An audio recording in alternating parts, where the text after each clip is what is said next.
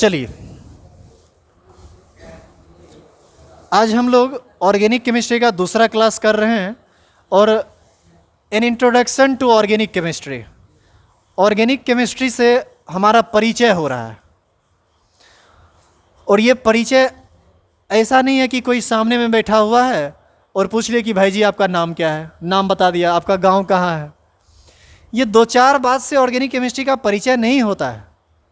यदि आप organic chemistry का परिचय लेना चाहते हैं तो ऑर्गेनिक केमिस्ट्री एक ऐसा कम्प्लेक्स सब्जेक्ट है जिसका परिचय 1-1.5 महीना में होता है, और आप जब तक उस 1-1.5 महीना को पढ़ेंगे नहीं, ऑर्गेनिक केमिस्ट्री से आप ना परिचित हो पाएंगे, और जब परिचित नहीं हो पाएंगे तो उसके बारे में तो फिर कोई बात ही नहीं हो सकती है। क्या बात समझ में आ रही है? इसीलिए इस परिचय को आज आगे बढ़ाते हैं। आज सेकेंड क्लास है और आप ये मत सोच लीजिएगा कि परिचय 1-2 दिन में समाप्त हो जाएगा, ये चलता रहेगा। अभी हम टॉपिक दर टॉपिक बदलते चले जाएंगे, लेकिन ये सारा का सारा इंट्रोडक्शन में ही आता है। तो आइए हम आगे काम करते हैं और देखते हैं।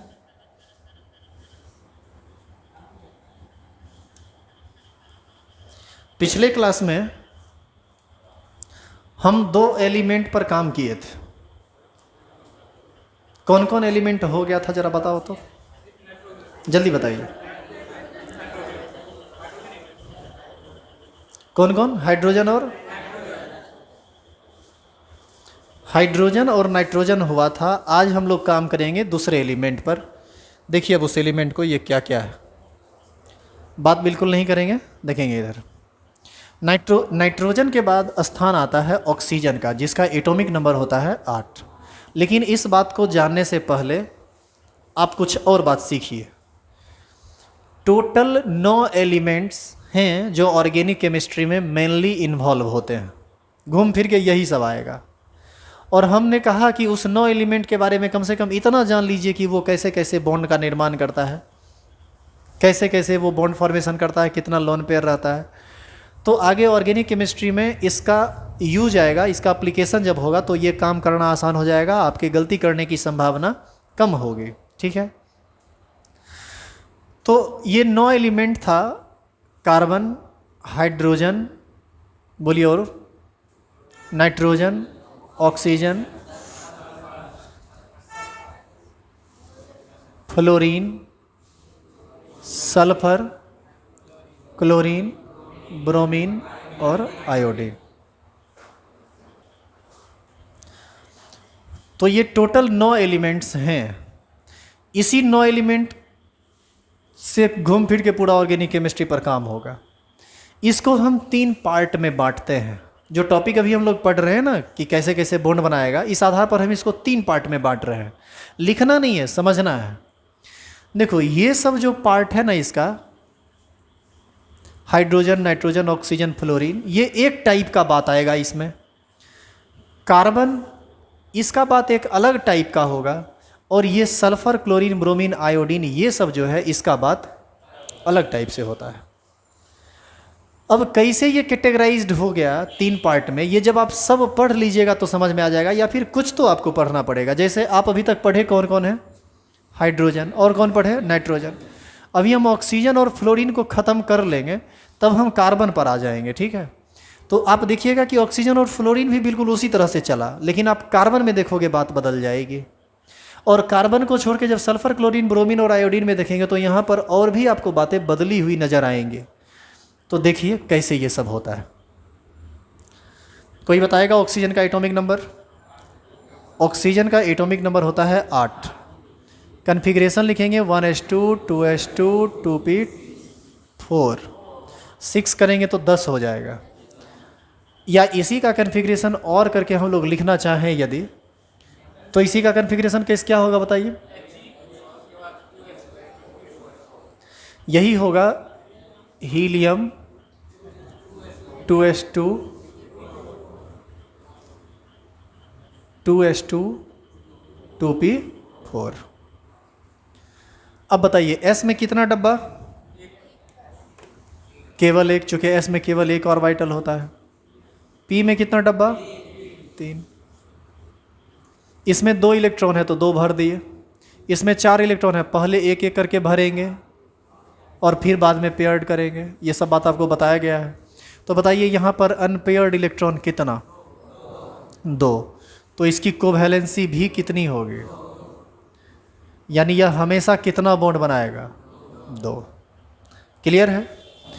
और जब ये 2 बॉन्ड बनाएगा तो ऑक्सीजन कैसे कैसे बॉन्ड बनाएगा ये देखो, या तो ऑक्सीजन दोनों का दोनों सिंगल बॉन्ड बनाएगा, या फिर ऑक्सीजन केवल एक ही डबल बॉन्ड बना लेगा। कोई दिक्कत है इसमें। हाइड्रोजन देखा था कि केवल एक बॉन्ड बनाया, नाइट्रोजन 3 बॉन्ड बनाया, 3 तरह से बनाया, सारा का सारा सिंगल, एक डबल, एक सिंगल और एक ट्रिपल, ऐसे ही ना बनाया। अब इसमें आइए, यही दोनों ना एक इलेक्ट्रॉन पेयर्ड करेगा तो एक बॉन्ड, और ये एक इलेक्ट्रॉन और दूसरे से शेयर करके पेयर्ड करेगा तो दूसरा बॉन्ड, तो ये दोनों इलेक्ट्रॉन आपको नहीं लगता है कि बचा हुआ रह जाएगा। यह बाहरी कक्षा का वह इलेक्ट्रॉन है जो बंधन बनाने में भाग नहीं लिया है, और ये कुल 4 इलेक्ट्रॉन है जो बंधन बनाने में भाग नहीं लिया है। इसको हम लोग बोलते हैं अनाबंधित इलेक्ट्रॉन, और इसी को जब हम पेयर के रूप में लिखते हैं तो इसी को बोला जाता है लोन पेयर। तो कितना पेयर है, तो यहाँ पर कुल कितना लोन पेयर होगा, 2 लोन पेयर होगा, यहाँ भी 2 लोन पेयर होगा, और कुल मिला के इलेक्ट्रॉन कितना, 4।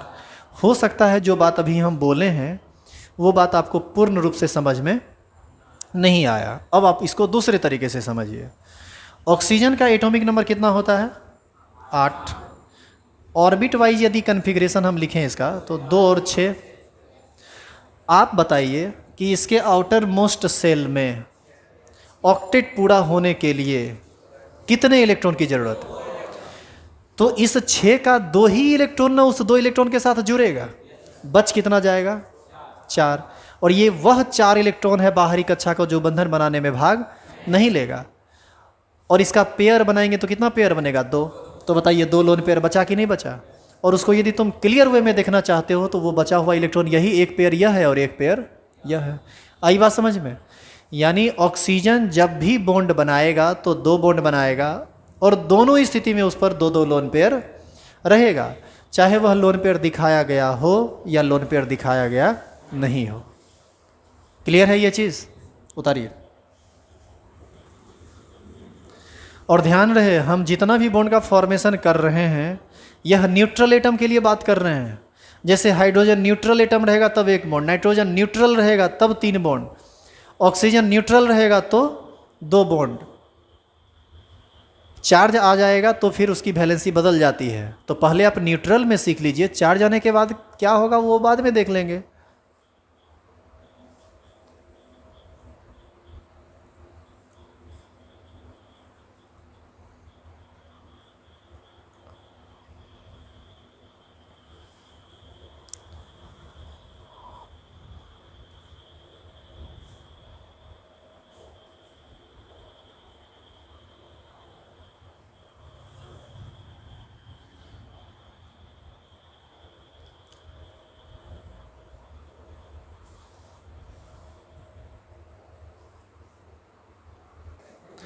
अब हमारा अगला एग्जाम्पल है फ्लोरीन, जिसका एटॉमिक नंबर कितना होता है, 9।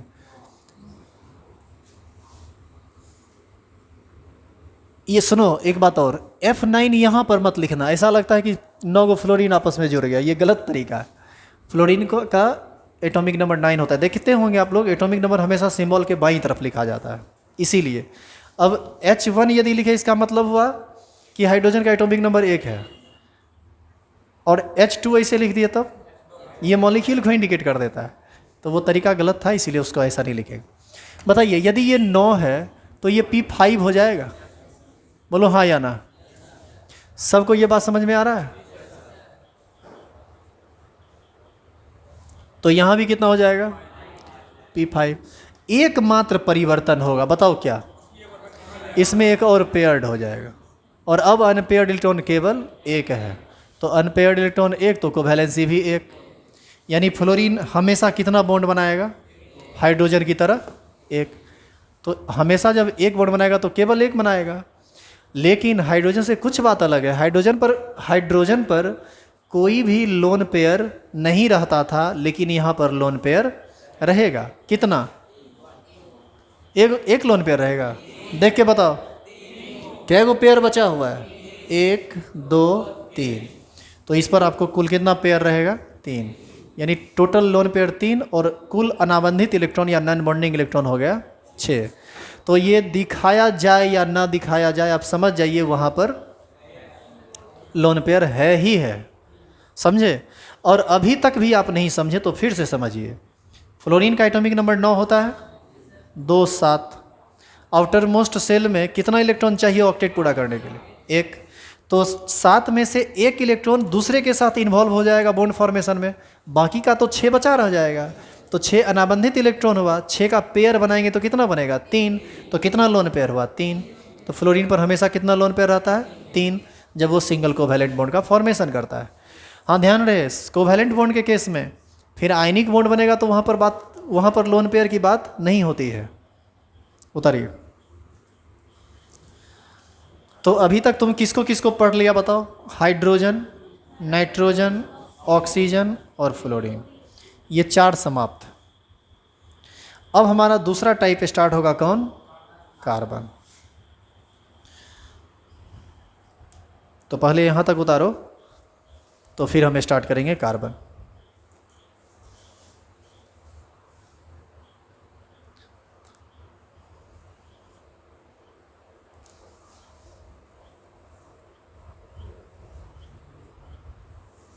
और उतार क्या रहे हो?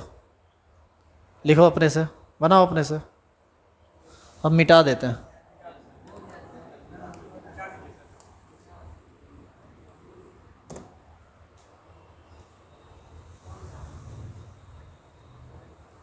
देखो सुनो, ऑर्गेनिक केमिस्ट्री में बकलोल बने रहोगे ना तो कुछ भी समझ में नहीं आएगा। दिमाग को तेज बनाइए। ऑर्गेनिक और केमिस्ट्री का लोड ले लेना एक नॉर्मल स्टूडेंट के बस का बाहर का बात। यदि आप सीरियस नहीं हुए ना इस केमिस्ट्री में, रुला देगा आपको ये। इसीलिए आप देखते होंगे जनरली स्टूडेंट लोग ऑर्गेनिक केमिस्ट्री से भागता है। उसका रीज़न यही है, शुरू में लगता है कि अच्छा ये कार्बनेट है, ये हाइड्रोजनेट तो है, फ्लोरीनेट तो है, ऐसे करेगा वैसे करेगा। एक्चुअल में ऑर्गेनिक केमिस्ट्री में छोटा छोटा छोटा छोटा छोटा छोटा इतना छोटा छोटा बात है जिस सबको यदि तुम एक साथ नहीं जोड़ पाए तो ऑर्गेनिक केमिस्ट्री नहीं पढ़ सकते हो। लेकिन फिजिकल केमिस्ट्री में क्या है, उसका एक टॉपिक है, इतना बड़ा है, चलो ये पढ़ लिए, अगला फिर पढ़ते हैं, फिर अगला पढ़ते हैं। एक नहीं समझ में आया तो भी अगला समझ में आ जाता है। लेकिन यहाँ पर वैसा बात नहीं होगा, एक के बात घूम फिर के आएगा, एगो का कंसेप्ट खराब तो सबका कंसेप्ट खराब। इसीलिए केयरफुल रहिए। अब हमारा अगला एग्जाम्पल है कौन? कार्बन। चलो कार्बन को स्पेशल तरीके से पढ़ते हैं। और अब कोई भी आदमी लिखेंगे नहीं, लिखते हुए धरा गए तो बड़ा बुरी तरह पिटाइएगा। कार्बन का एटॉमिक नंबर होता है 6। कन्फिग्रेशन लिखेंगे, आएगा 1s2 2s2 2p2। और करके यदि हम इसका कन्फिग्रेशन लिखें तो यह आएगा हीलियम 2s2 2p2। अब यदि हम इसको ऑर्बिटल वाइज दिखाएं तो s में कितना इलेक्ट्रॉन? 2, तो एक ऊपर एक नीचे। p में कितना इलेक्ट्रॉन? 3 डब्बा और इलेक्ट्रॉन केवल 2। तो बाबू इसमें अनपेयर्ड इलेक्ट्रॉन की संख्या कितनी है? तो इसकी कोवैलेंसी कितनी होगी? इसका यही मतलब हुआ ना कि कार्बन हमेशा 2 बॉन्ड बनाएगा। अब देखो लफड़ा क्या है। कार्बन का एटॉमिक नंबर होता है 6 2 4। आउटर मोस्ट सेल में इलेक्ट्रॉन की कुल संख्या कितनी है? ऑक्टेट पूरा करने के लिए इसको कितना इलेक्ट्रॉन चाहिए? 4। बाहरी कक्षा में है 4, चाहिए 4। तब तो बाहरी कक्षा के सभी चारों इलेक्ट्रॉन को ना बॉन्ड फॉर्मेशन में भाग लेना पड़ेगा।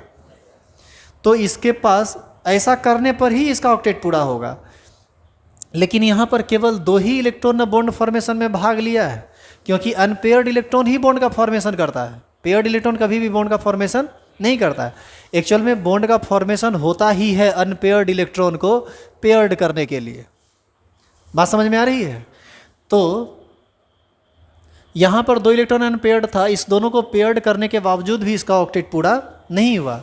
यानी इस स्थिति में यदि कार्बन 2 बॉन्ड बनाएगा तो वह या तो ऐसे बनाएगा, नहीं तो ऐसे बनाएगा, और ऐसी स्थिति में इस पर एक क्या होगा, लोन पेयर। और इस दोनों स्थिति में यह काफ़ी ज़्यादा अनस्टेबल होता है। ऐसा इसलिए काफ़ी अस्थायी होता है, ऐसा इसलिए क्योंकि बंधन बनाने के बावजूद भी इसके बाहरी कक्षा में 8 इलेक्ट्रॉन पूरा नहीं हो पाया है। इसीलिए कार्बन इस तरीके से बॉन्ड का फॉर्मेशन जल्दी नहीं करता है, और यदि गलती से कर लिया कुछ रिस्ट्रिक्टेड कंडीशन में, तो वह इतना अस्थायी होता है कि वह अपने आप तुरंत टूट जाएगा और किसी दूसरे कंपाउंड में कन्वर्ट कर जाता है। तो फिर कैसे अस्थायी है ये? तो इसको देखिए, ये कैसे अस्थायी है। ये क्या करता है, ये जो पेयर्ड इलेक्ट्रॉन है, यहाँ खाली डब्बा है ना, ये खाली डब्बा का मतलब खाली ऑर्बिटल। ये एक इलेक्ट्रॉन जो पेयर्ड है, यह अनपेयर्ड हो जाता है एक्साइटेड स्टेट में जाकर, और ये इलेक्ट्रॉन जंप करके चला जाता है किसमें, इसमें। तो इसका रिजल्टिंग कन्फिग्रेशन हो जाता है ऐसा, यहाँ पर एक इलेक्ट्रॉन और एस में एक और पी में भी 3। अब बताओ इसके पास कितना इलेक्ट्रॉन है, अनपेयर्ड इलेक्ट्रॉन कितना, 4। तो अब इसकी कोवैलेंसी कितनी हो जाएगी, 4।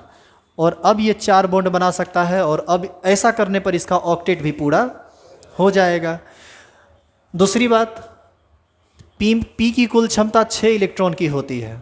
यदि यह एक इलेक्ट्रॉन इससे ले ले तो ये हाफ फील्ड हो जाएगा ना, हाफ फील्ड ज़्यादा स्टेबल होता है, इस वजह से यह इलेक्ट्रॉन इसमें ट्रांसफ़र कर जाएगा। या फिर यदि थोड़ी सी एनर्जी इसको मिले तो ये इलेक्ट्रॉन अपने आप एस से निकल कर किस में चला जाएगा, पी में, क्योंकि एनर्जी मिलने के बाद इलेक्ट्रॉन लोअर एनर्जी से हायर एनर्जी में जाता है। एस का एनर्जी कम है और पी का एनर्जी ज़्यादा है, जबकि इस सब पी का एनर्जी आपस में बराबर होता है। तो ऐसी स्थिति में इस कन्फिग्रेशन को हम लोग कहते हैं ग्राउंड स्टेट कन्फिग्रेशन। क्या बोलते हैं, ग्राउंड स्टेट, भूमिज अवस्था। और इस स्टेट को हम लोग कहते हैं एक्साइटेड स्टेट, उत्तेजित अवस्था। उत्तेजित अवस्था का मतलब है कि अंदर का पेयर्ड इलेक्ट्रॉन अनपेयर्ड हुआ होगा और फिर बॉन्ड का फॉर्मेशन किया होगा। और भूमिज अवस्था का मतलब होता है कि आप जैसा जानते हैं वैसा लिख दीजिए, उसमें कोई आंतरिक परिवर्तन नहीं हुआ है। तो हम इसको लिखना चाहेंगे, इसको हम लोग क्या बोलेंगे बताओ, GS ग्राउंड स्टेट, और इसको हम लोग क्या बोलेंगे, ES excited state. Right side यहाँ पर जगह नहीं मिल रहा है, यदि आप उसको हिंदी और इंग्लिश में लिखना चाहें तो साइड में ज़रूर लिख लीजिएगा। ES का मतलब होता है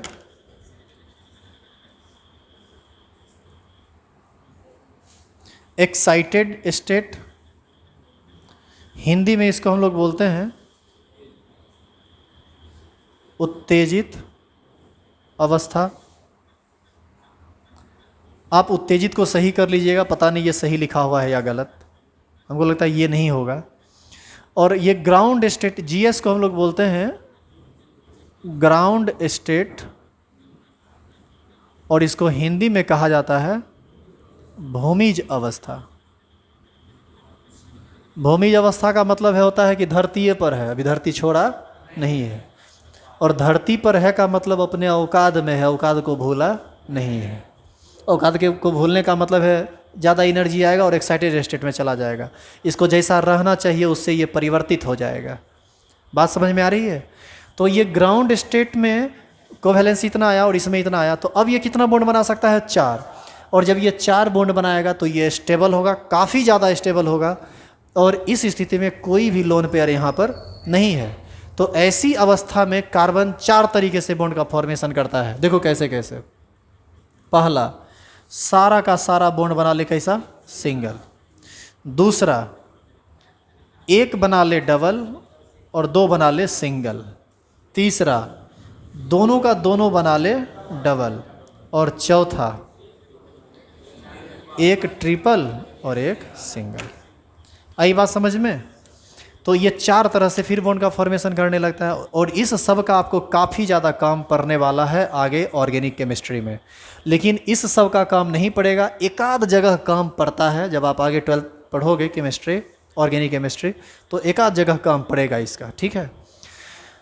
तो इसको लिख लीजिए आप, अब समझ, अच्छा एक बात बताओ, अब पिछला चारों जो पढ़ा था उससे ये डिफरेंट हुआ या नहीं? उसमें क्या उत्तेजित अवस्था की बात हुई थी? इसमें उत्तेजित अवस्था की बात हुई। यानी आपसे यदि कोई पूछे कि कार्बन 4 बंधन का निर्माण कब करता है, एक्साइटेड स्टेट में, उत्तेजित अवस्था में ही वह 4 बंधन का निर्माण करता है, ग्राउंड स्टेट में वह 4 बंधन का निर्माण नहीं करता है। क्लियर है? उतारिए। हाँ जी, आप इसको उतार लिए। तो आप देखिए 4 एक तरह का हो गया, कार्बन अलग तरह का हो गया, और अब जितना एलिमेंट है वह सब अलग तरह का है। और देखिए बातें बदल जाएंगी अब।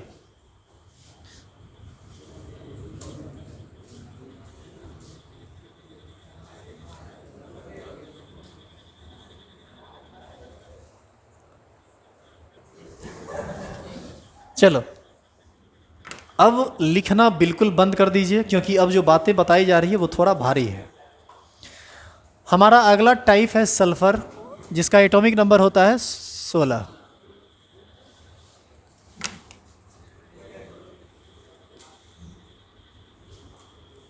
Configuration 1s2, 2s2, 2p6, 3s2, 3p4।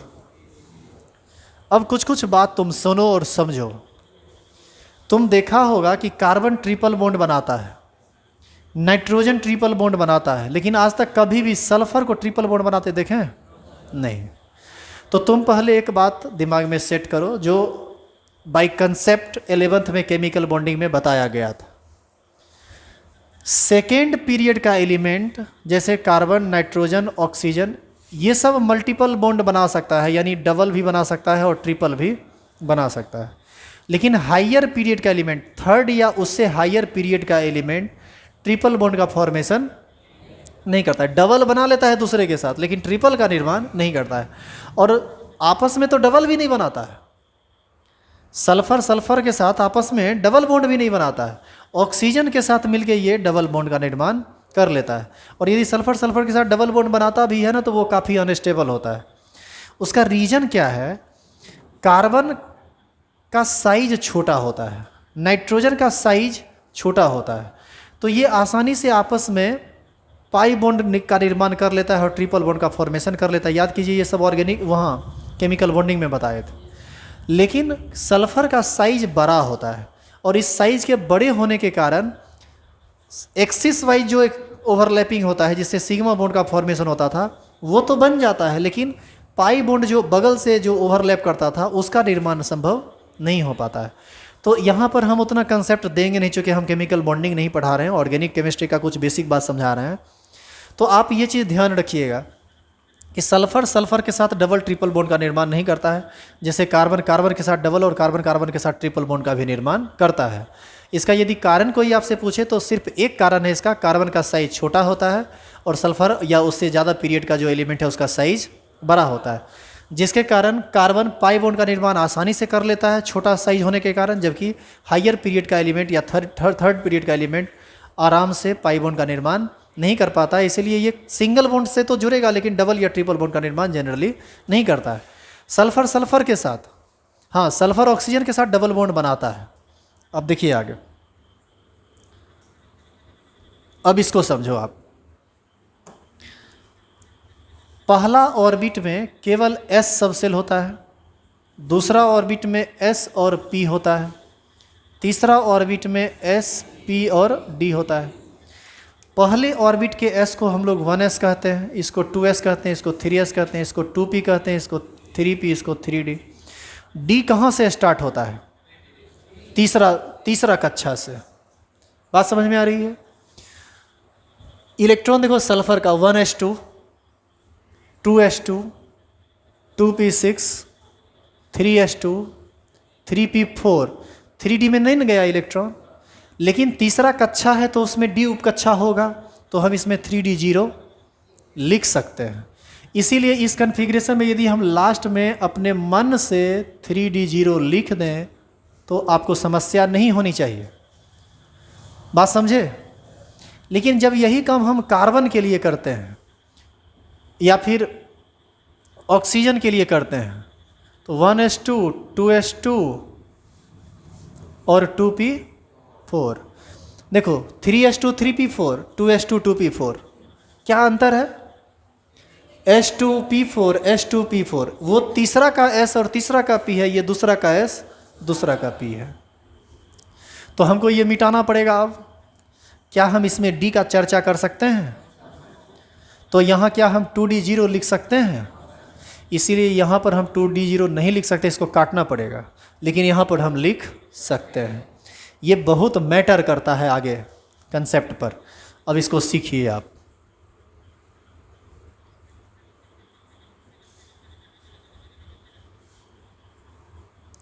देखो, अरे वो इधर आओ तो, वो ग्रीन वाला लाओ तो डब्बा, यहाँ पर है, यहाँ पर बोर्ड पर। हाँ देखो, इसको कलर का भी बहुत अच्छा ज्ञान है। तो सब इस एज में होगा तो मांगते ग्रीन तो देता कौन सा पता है? ब्लैक दे देता। अच्छा, ग्रीन मांगते तो देता हरा। बैठ जाओ छोटू, अब बैठ जाओ।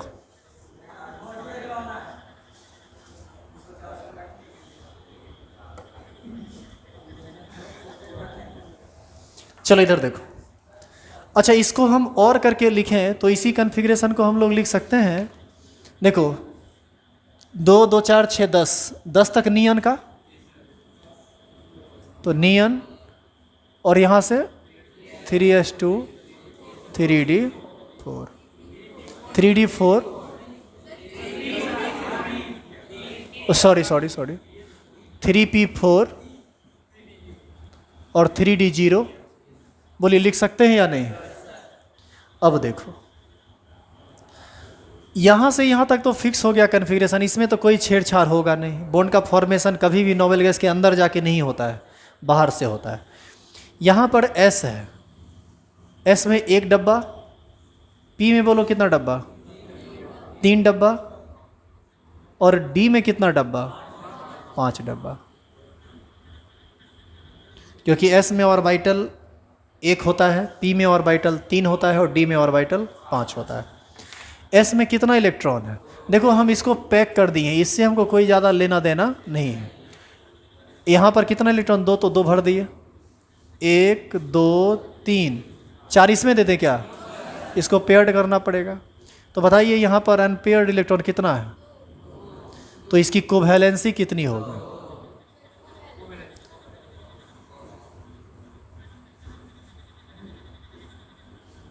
यानी इस स्थिति में यह कितना बॉन्ड का फॉर्मेशन करेगा? 2। तो यहाँ पर इस स्थिति में लोन पेयर कितना बचेगा? ये 2 बॉन्ड बनाएगा तो 1 लोन पेयर, 2 लोन पेयर। तो सल्फर जब भी 2 बॉन्ड का फॉर्मेशन करेगा उस पर कितना लोन पेयर रहेगा? 2। कोई दिक्कत नहीं है ना इसमें? अब सुनो, सल्फर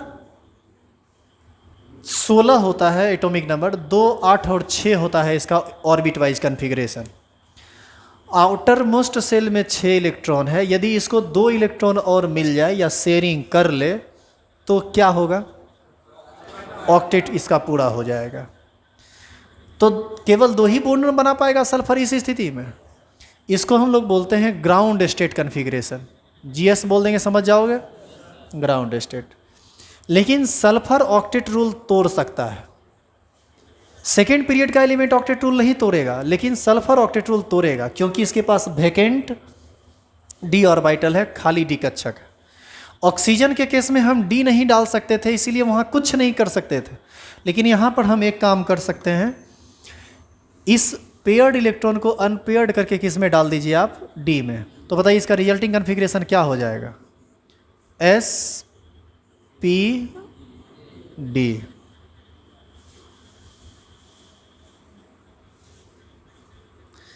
अब बताओ कितना इलेक्ट्रॉन S में भरे?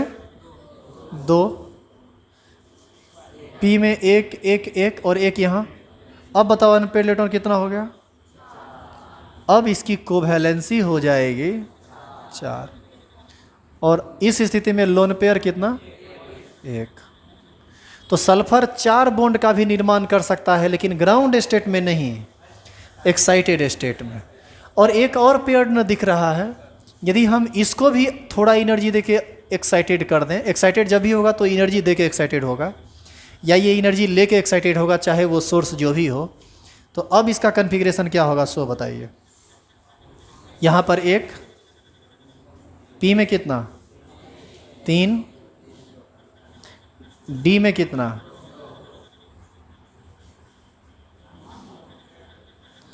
बताइए। यहाँ पर अनपेयर्ड इलेक्ट्रॉन कितना है 6, तो कोवैलेंसी कितनी होगी, यानी इस स्थिति में यह कितना बॉन्ड बनाएगा, इस स्थिति में लोन पेयर क्या होगा 0। यानी सल्फर 3 तरह से बॉन्ड का फॉर्मेशन करेगा, या तो सल्फर मात्र 2 बॉन्ड बनाए, या तो सल्फर 4 बॉन्ड बनाए, या फिर सल्फर 6 बॉन्ड बनाए। केवल 2 बॉन्ड बनाएगा, केवल 2 बॉन्ड बनाएगा तो उसके पास लोन पेयर 2 होगा। 4 बॉन्ड बनाया तो लोन पेयर 1 होगा, और 6 बॉन्ड बनाया तो वहाँ पर कोई लोन पेयर नहीं होगा। और याद रखना, सल्फर 2, 4 और 6 सब तरह से बॉन्ड का फॉर्मेशन कर सकता है। अब ये बॉन्ड बनेगा कैसे सो देखो, या तो सारा का सारा क्या बन जाएगा सिंगल, या फिर मान लो 2 डबल बन गया, 2 सिंगल बन गया, या फिर 3 डबल ही बन गया। लेकिन सल्फर सल्फर के साथ डबल या ट्रिपल नहीं बनाएगा। जैसे डबल बनाएगा तो जैसे ऑक्सीजन के साथ बना लिया, मान लो कार्बन के साथ बना लिया, लेकिन सल्फर सल्फर के साथ डबल या ट्रिपल का फॉर्मेशन नहीं करेगा। तो अब आपको ये समझ में आया। तो ये ग्राउंड स्टेट है, ये एक्साइटेड स्टेट है, ये भी एक्साइटेड स्टेट है। तो 2 बार एक्साइटेड स्टेट आया ना, ये फर्स्ट बार आया और ये सेकेंड बार आया, इसीलिए इसको हम लोग बोलते हैं फर्स्ट एक्साइटेड स्टेट, और इसको बोलते हैं सेकेंड एक्साइटेड स्टेट। प्रथम उत्तेजित अवस्था, द्वितीय उत्तेजित अवस्था, और इसको क्या बोलेंगे भूमिज अवस्था। तो हम यहाँ से कह सकते हैं कि सल्फर भूमिज अवस्था में 2, प्रथम उत्तेजित अवस्था में 4 और द्वितीय उत्तेजित अवस्था में कुल 6 सह संयोजन बंधन का निर्माण किसी दूसरे परमाणु के साथ करेगा। बोलिए हाँ या ना, कोई दिक्कत नहीं है इसमें। अब बताइए आप कि ये जो बात अभी आप सीखे, क्या ऊपर वाले सब से ये डिफरेंट है या नहीं। अब आप कहेंगे कि सर डिफरेंट कहाँ है, ये तो कार्बन के जैसा लगा। कार्बन से डिफरेंट है ये। क्यों डिफरेंट है ये देखो, कार्बन का था 2s2 2p2, तो यहाँ से पहले P था और P में खाली था, लेकिन यहाँ पर क्या है कि D P में P4 है और अलग से ना हम D माने हैं, यहाँ पर अलग से नहीं ना माने थे, लेकिन उसी के जैसा है, थोड़ा उससे डिफरेंट। क्या बात समझ में आ गई। उतारिए अब। तो ध्यान रखना, सल्फर 2 बॉन्ड भी बना सकता है, सल्फर 4 बॉन्ड भी बना सकता है, और सल्फर 6 बॉन्ड भी बना सकता है। एक को एग्जाम्पल सबका दे दें, सबका एग्जाम्पल दे दें। देखो 2 बनाएगा तो H2S बनाएगा, और इसका स्ट्रक्चर पता है बाबू, ऐसा होता है। यहाँ पर लोन पेयर होगा। यदि 4 बॉन्ड बनाएगा तो SO2 बना सकता है। सल्फर में एक ऑक्सीजन डबल बॉन्डेड, दूसरा ऑक्सीजन भी डबल बॉन्डेड होगा, और सल्फर पर एक लोन पेयर होगा। और यदि ये SO3 बना ले तब बताओ, SO3 बनाएगा तब बोलेगा रे, SO3 बनाएगा तो क्या होगा, सल्फर एक डबल, दूसरा डबल, तीसरा डबल, और यहाँ पर कोई लोन पेयर नहीं होगा। तो सल्फर 2 बॉन्ड, 4 बॉन्ड और 6 बॉन्ड भी बना सकता है, अलग अलग एक्साइटेड स्टेट में वो बनाएगा। अब फटाफट उतार लीजिए आप लोग।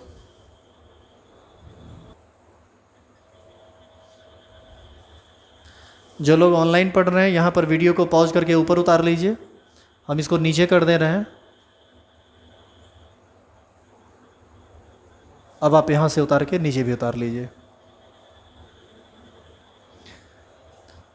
जो लोग केमिकल बॉन्डिंग नहीं पढ़ा है वो ये समझ पाएगा कभी भी कि ये क्या बना दिए हम, वो कन्फिग्रेशन नहीं लिख सकता है, वो एक्साइटेड स्टेट ग्राउंड स्टेट को नहीं समझ सकता। इसीलिए हम पिछले क्लास में बोले थे कि आप 2 चैप्टर बढ़िया से रिवाइज कर लीजिए, एक पीरियोडिक टेबल और दूसरा केमिकल बॉन्डिंग।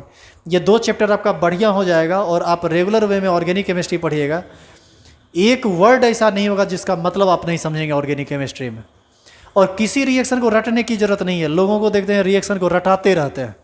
ऑर्गेनिक केमिस्ट्री में तुम रिएक्शन रटोगे पागल हो जाओगे। 500 रिएक्शन तुम्हारा मजाल है रट लोगे रे। हमको तो याद नहीं रहता है 500 रिएक्शन, तुम कैसे याद कर लोगे? याद करना ही नहीं है, वो कंसेप्ट पर बनेगा, उसका पूरा मैकेनिज्म होगा। जैसे तुम मैथमेटिक्स का क्वेश्चन सॉल्व करते हो उसी तरीके से ये सॉल्व होगा। तो वो सॉल्यूशन कैसे होगा, उस थ्योरी को हम सीख रहे हैं। सुनिए, हमारा अगला एग्जाम्पल है क्लोरीन। कॉपी बंद करेंगे आप, बंद करो, अब नेक्स्ट क्लास में क्लास होगा। बैग में रखो, रख लिया? सुनो, ये क्लोरीन जो है ना इसी टाइप का चीज़ है। ये तुम्हारा होमवर्क है, क्लोरीन को तुम अपने से घर से बना के लाओगे। हम हिंट कर दे रहे हैं, एक बार आप चेक कर लीजिए। सुनो, सल्फर का 16 होता था, क्लोरीन का 17, तो सारा कन्फिग्रेशन सेम रहेगा। क्या बदलेगा बताइए तो? 3p5, ये 5 होगा तो यहाँ 5 हो जाएगा। अब अनपेयर्ड इलेक्ट्रॉन बचा 1, कोवैलेंसी होगा 1 और लोन पेयर हो जाएगा 1 2 3। समझ गए? फिर ये पहली बार यहाँ से एक्साइटेड होगा तो एक ये पहले से है, ये एक्साइटेड हो गया, यहाँ जाएगा तो 1 2 3, तब अब हो जाएगा अनपेयर्ड इलेक्ट्रॉन 3 और अब हो जाएगा कोवैलेंसी 3। अगला स्टेप में इसको आगे बढ़ाओगे तो 3 पहले से था, 2 और अकेला हो गया, एक पेयर्ड हुआ, एक पेयर्ड था और अनपेयर्ड हो गया तो 2 गुना अकेला हो गया, तो 3 2 5 और फिर एक एक्साइटेड स्टेट करोगे तो तुमको सारा का सारा 7 इलेक्ट्रॉन अनपेयर्ड दिखेगा। और इस हिसाब से क्लोरीन कुल कितना बॉन्ड बना सकता है, कुल कितने तरीके से बॉन्ड बना सकता है? 4 तरीके से। क्लोरीन 1 भी बॉन्ड बना सकता है, 3 बॉन्ड भी बना सकता है, 5 बॉन्ड भी बना सकता है और 7 बॉन्ड भी बना सकता है। आपका होमवर्क है, आप कल बना के लाएंगे खुद से। जैसे हम यहाँ पर सल्फर के लिए 3 बार दिखाए थे ना, आप कल दिखाएंगे किसके लिए? क्लोरीन के लिए। और जब कल क्लोरीन के लिए आप दिखा लोगे तब आगे शायद 2 एलिमेंट और बच जाएगा क्लोरीन के बाद। उस दोनों पर हम कल चर्चा करेंगे नेक्स्ट क्लास में, ठीक है?